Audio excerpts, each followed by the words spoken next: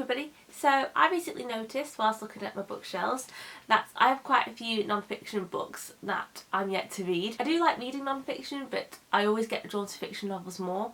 So this is a little non-fiction TBR video of all the non-fiction books that I own that I'm excited to read. First up we have Natives by Ocala. I recently purchased this one after hearing about it from Meg with Books. It's on a lot of anti-racism reading lists, and Ocala is a BAFTA and MOBO award-winning hip-hop artist, writer, educator and social entrepreneur. This is part biography and it's about Ocala's own experiences with education, police, identity and everything in between, and use them to look at the social, historical and political factors that have left us where we are today. I've heard of Ocala because a clip of him on the British TV show Question Time, which is kind of like a politics roundtable discussion show, I guess. But anyway, a clip of him on that TV show went viral where he was kind of taking down Tommy Robinson, who is the leader of the far right group, the English Defence League. But I'm interested to read this as I feel like I've read quite a bit about racism in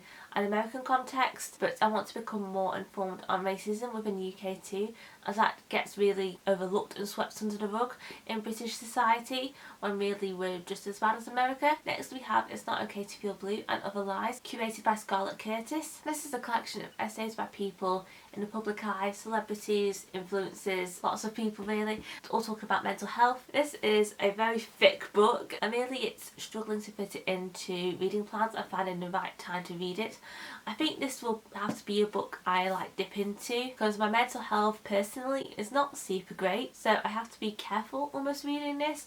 I have already read the first 50 pages and even those were quite emotionally heavy, so I kind of want to take it easy with this book. Next we have I'm Not Your Baby Mother by Candice Brathwaite. Candice is an influencer and her niche, I guess, is motherhood. She has 2 children. I recently followed her on Instagram myself. Like the subtitle says, this is what it's like to be a black British mother.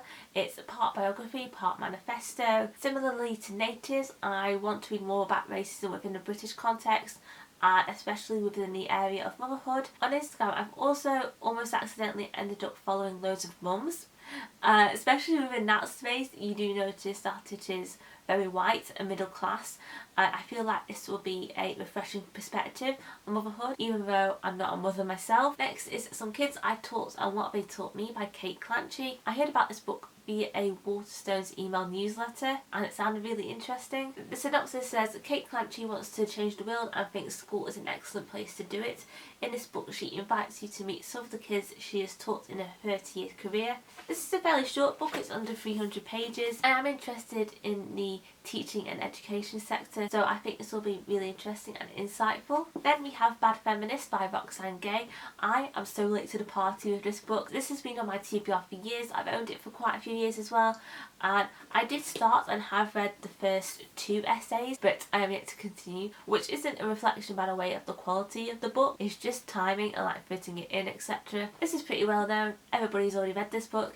It's a collection of essays by Roxane all about feminism and being a bad feminist. I would really like to get to this book ASAP. Quite old. It was published in 2014. I'm worried it's going to feel outdated pretty soon. Then we have Everyday Sexism by Laura Bates. Similarly to Bad Feminist, I have had this book on my TBR for years, and every year I put it on my yearly TBR, the 20 books that I want to read that year, and I never get around to it. This again was published in 2014, so again I'm concerned that a lot of the stuff in this is going to be outdated soon. But I do actually already know that this book has a lot of statistics, so for sure they will be outdated.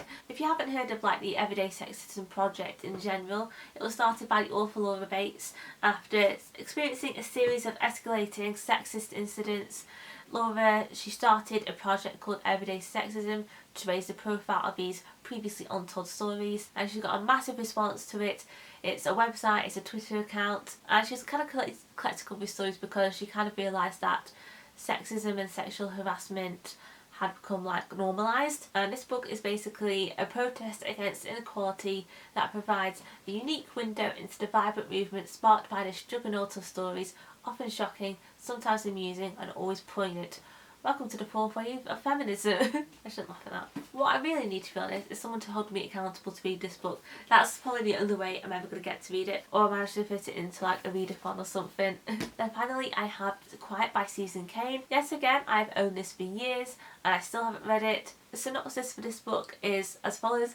For far too long, those who are naturally quiet, serious or sensitive have been overlooked. The loudest have taken over, even if they have nothing to say. It's time for everyone to listen. It's time to harness the power of introverts. It's time for quiet. I am an introvert, so this book is definitely for me. A few years ago, I watched Susan Cain's TED Talk and thought it was great.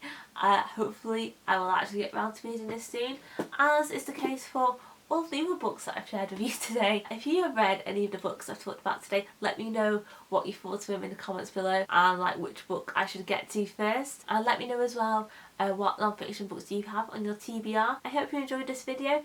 If you do, feel free to give it a thumbs up. I hope you have a great day, stay safe, and I'll see you in my next video.